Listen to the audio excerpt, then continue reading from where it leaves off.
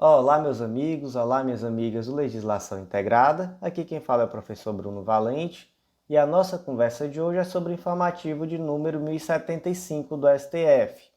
Antes de começar, fica aquele convite de sempre para você que vem sempre aqui, mas ainda não está inscrito no nosso canal, seja no Spotify, Deezer, Apple Podcasts, Google Podcasts ou no YouTube.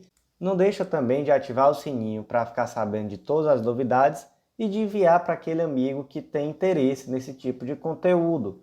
Também faço o convite para você seguir nosso Instagram, @legislação_integrada, e o convite mais importante de todos, não deixe de acessar legislaçãointegrada.com.br e de aproveitar a nossa super oferta de Black Friday. Gente, o plano anual está por só R$ 20 a mais que o plano semestral. Então, uma oportunidade incrível para você fazer parte desse clube que vai te dar acesso a todos os materiais de legislação integrada, que são materiais que integram a lei seca e a jurisprudência e organizam o teu estudo através de planos de leitura. Uma assinatura única dá acesso a todos os planos de leitura. Então, vem fazer parte do nosso clube que eu estou te aguardando.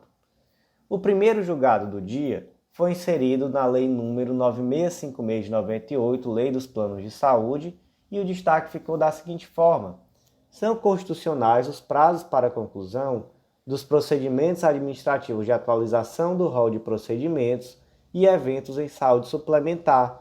Esses prazos estão lá no artigo 10º, parágrafo 7º e 8º da Lei 9656 de 98. Então, são constitucionais por inexistir incompatibilidade entre a sua definição e a urgência de pacientes na obtenção de um tratamento. Então, vamos lá. Quais são esses prazos? Está lá no artigo 10, parágrafo 7º. A atualização do rol de procedimentos e eventos em saúde suplementar pela ANS será realizada por meio da instauração de processo administrativo a ser concluído no prazo de 180 dias, contado da data em que foi protocolado o pedido, prorrogável por 90 dias corridos, quando as circunstâncias o exigirem. Parágrafo 8º.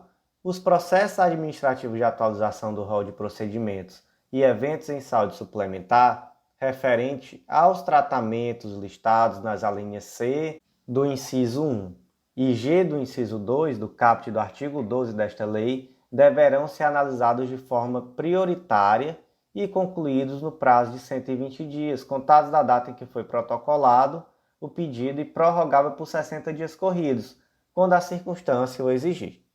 Então, aqui é um caso especial onde os prazos são reduzidos por se referirem a tratamentos antineoplásicos, ou seja, tratamentos referentes a câncer. Então, nesse caso, o prazo é reduzido. E aí a constitucionalidade desses prazos, porque aqui lembrando, que trata do plano referência. É o rol de procedimentos e eventos daquele plano que é tomado de referência para os planos de saúde que são comercializados. Então, esse rol vai trazer realmente as coberturas, os eventos que são cobertos e etc.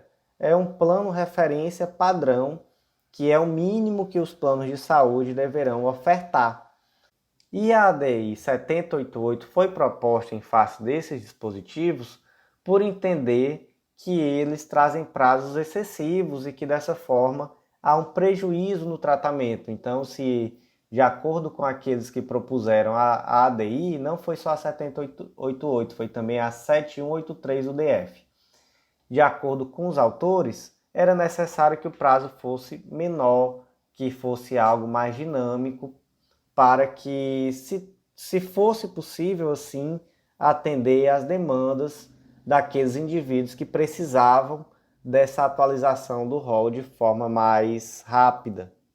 Mas o STF entendeu que não, que na verdade esses prazos, eles são prazos coerentes, já que a incorporação de um novo tratamento demanda pesquisa, demanda estudo de evidências, oitiva de interessados, então assim, realmente é algo que não tem como ser rápido. Até porque é necessário uma pesquisa, é necessário reuniões técnicas, é necessário ouvir cientistas, então realmente os prazos foram entendidos como coerentes. Próximo destaque do dia, também inserido na Lei dos Planos de Saúde, e na verdade são também, tanto esse destaque como o próximo, retirados das mesmas ADIs. O próximo destaque é assim: o formato adotado para a composição da Comissão de Atualização do Rol de Procedimentos e Eventos em Saúde Suplementar não fere a Constituição Federal ante a ausência de alegada exclusão de participantes usuários de planos de saúde ou discriminação de qualquer natureza. Aqui está tratando especificamente do artigo 10D, parágrafo 1º, 2º e 4º, porque lá, principalmente no parágrafo 2º, tem dizendo como vai ser composta essa comissão de atualização do rol de eventos. E aí tem um representante do Conselho Federal de Medicina, um representante de especialidade médica, que aqui é indicado pela Associação Médica Brasileira, um representante de entidade representativa de consumidores de planos de saúde, um representante de entidade representativa de prestadores de plano de saúde na área suplementar e um representante de entidade representativa de operadora de plano privado de assistência à saúde e também representantes de áreas de atuação profissional da saúde relacionada ao evento ou procedimento sob análise. E aí o que se alegou? Que não existe aqui uma representação que seja suficiente de participantes usuários de plano de saúde. E aí quando você vê aqui esse rol, você percebe que dentre os participantes está um representante de entidade representativa de consumidores de plano de saúde. Então, já de cara, a gente pode ver que o rol prevê sim uma representatividade de consumidores, mas como através de uma entidade representativa de consumidores de planos de saúde. E o que o STF entendeu? Que aqui nesse rol, melhor dizendo, nessa comissão, é necessário que haja profissionais com expertise técnica.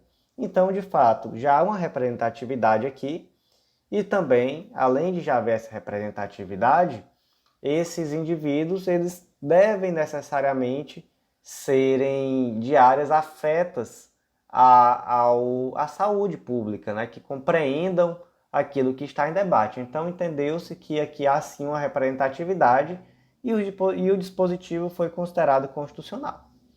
O terceiro destaque também desse mesmo julgado são constitucionais os critérios a serem considerados no relatório elaborado pela referida comissão, uma vez que não há submissão do direito à saúde a interesses econômicos e financeiros. Mas o STF entendeu que não é isso que está ocorrendo. Não se está sujeitando o direito à saúde a interesses econômicos e financeiros, mas sim essa comissão, da forma como ela está composta, ela leva em consideração os aspectos que são necessários à garantia desse atendimento dos planos de saúde. Então, é necessário que haja, por exemplo, representante dos planos de saúde para que se tenha certeza de que vai haver aqui uma análise de impacto financeiro decorrente da incorporação dos tratamentos. Até porque sem essa sustentabilidade econômico-financeira, os planos de saúde não permanecem. Então, você acaba trazendo um problema muito maior. Mas isso não significa que o direito à saúde está sujeito a um interesse econômico e financeiro. O que há aqui é uma busca pelo equilíbrio. Então, todos os dispositivos que foram impugnados foram julgados constitucionais. Próximo julgado do dia, inserido na Lei 8245 de 91, Lei de Locações, e o destaque ficou da seguinte forma: em face do arrefecimento dos efeitos da pandemia Covid-19, cabe adotar um regime de transição para a retomada das reintegrações de posses suspensas em decorrência da doença, por meio do qual os tribunais devem instalar comissões para mediar eventuais despejos antes de qualquer decisão judicial, a fim de reduzir os impactos habitacionais e humanitários em caso de desocupação coletiva. Aqui nós estamos no contexto da Lei número 14.216 de 2021, que suspendeu a possibilidade de efetuar despejos até o dia 31 de dezembro de 2021, a princípio, né? E essa suspensão iniciando desde o decreto legislativo 6 de 20 de março de 2020, que trouxe o estado de calamidade pública decorrente da Covid-19. E aí esse foi o primeiro momento onde, de fato, foi proibido que se realizasse qualquer ação de despejo. E nesse novo momento dessa decisão judicial, que foi exatamente na DPF 828, já passou-se a partir de agora a trazer um momento de transição, para que não se realize esses despejos que ficaram proibidos agora de uma forma abrupta. Então, aqui na DPF 828, o STF estabeleceu requisitos para esses despejos coletivos. Quais foram esses requisitos? Primeiro, os TJs e TRFs deverão instalar imediatamente comissões de conflitos fundiários que possam servir de apoio operacional a juízes e, principalmente, nesse primeiro momento, elaborar a estratégia de retomada da execução das decisões suspensas pela presente ação, de maneira gradual e escalonada. Então, primeiro requisito aqui, o estabelecimento imediato dessas comissões sobre conflitos fundiários, e aqui deixando claro que a estratégia a ser definida tem que ser tomada de forma gradual e escalonada. B. Devem ser realizadas inspeções judiciais e audiências de mediação pelas comissões de conflitos fundiários, como etapa prévia e necessária às ordens de desocupação coletiva, inclusive em relação àquelas cujos mandados já tenham sido expedidos. As audiências devem contar com a participação do Ministério Público e da Defensoria Pública, nos locais em que esta estiver estruturada, bem como, quando for o caso, dos órgãos responsáveis pela política agrária e urbana da União, Estados, DF e municípios, onde se situe a área de litígio, nos termos do artigo 565 do CPC e artigo 2º, parágrafo 4º da Lei 14.216 de 2021. Então, olha só que previsão importante. Necessidade de inspeção judicial, audiências de mediação. Essas comissões de conflito, elas deverão necessariamente realizar audiências com participação de MP, Defensoria Pública, quando houver no local, na Defensoria Pública, e órgãos da política agrária e urbana da União, Estado, DF e município. Então, olha só que previsão interessante. C. As medidas administrativas que possam resultar em remoções coletivas de pessoas vulneráveis devem ser realizadas mediante ciência prévia e oitiva dos representantes das comunidades afetadas. Então, nada aqui de liminar, inaudita altera partes, aqui tem que ter ciência prévia e oitiva da comunidade, e aqui essa oitiva é feita através de representantes. Devem ser antecedidas de prazo mínimo razoável para a desocupação do imóvel pela população envolvida, que é o mínimo, né? Um prazo mínimo para a desocupação. E 3, deve garantir o encaminhamento das pessoas em situação de vulnerabilidade social para abrigos públicos ou local com condições dignas, ou adotar outra medida eficaz para resguardar o direito à moradia, vedando-se em qualquer caso a separação de membros da mesma família. Esse ponto aqui é importantíssimo, né? A vedação da separação de membros da mesma família. E esse ponto aqui, como um todo, é muito relevante. Vai desocupar, vai tirar as pessoas de lá. E aí, vai mandar para onde? Vai simplesmente deixar na rua? Vai deixar todo mundo sem teto? Não. É necessário que se encaminhe essas pessoas para algum local adequado. E aí se dá aqui, por exemplo, a possibilidade de abrigos públicos ou local com condições condignas. Então, esses foram os requisitos que foram definidos aqui na DPF 828, que foi uma decisão muito importante, viu, gente? Que é necessário, sim, fazer uma leitura bem especial aqui desse julgado. E o último julgado do dia trata da medida provisória 1135 de 2022. O destaque ficou assim: devem ser suspensos os efeitos da MP 1135 de 2022, que, ao tratar sobre o tema já deliberado pelo Poder Legislativo, alterou a entrega obrigatória de recursos financeiros destinada ao setor de cultura e eventos para mera autorização de repasse de verbas públicas da União aos Estados, DF e municípios, observada a disponibilidade orçamentária e financeira.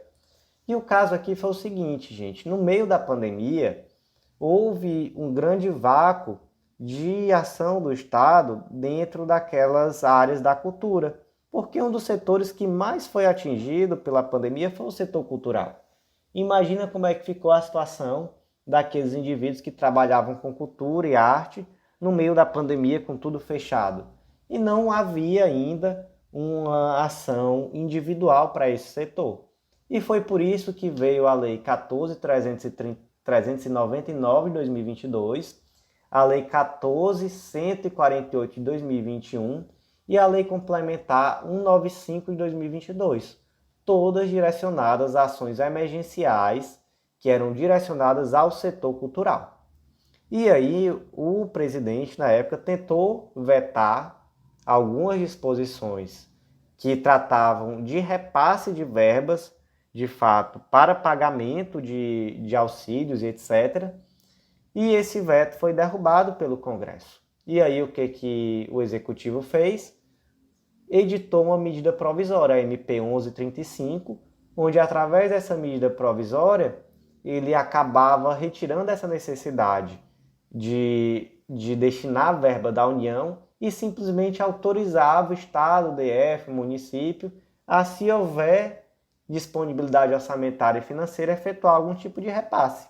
E aí o STF foi lá e suspendeu a eficácia dessa medida provisória, na medida em que ela veio, na verdade, para esvaziar uma lei ou leis que já tinham sido aprovadas pelo Congresso e que tinham sido vetadas e o veto derrubado. Então, aqui, sem a existência de requisito de urgência e relevância, simplesmente se editou uma medida provisória com o objetivo de desfazer leis que eram recém-aprovadas. Então, em um primeiro momento, se deferiu uma medida cautelar e agora o plenário, por maioria, referendou essa decisão que suspendeu os efeitos da MP 1135 de 2022.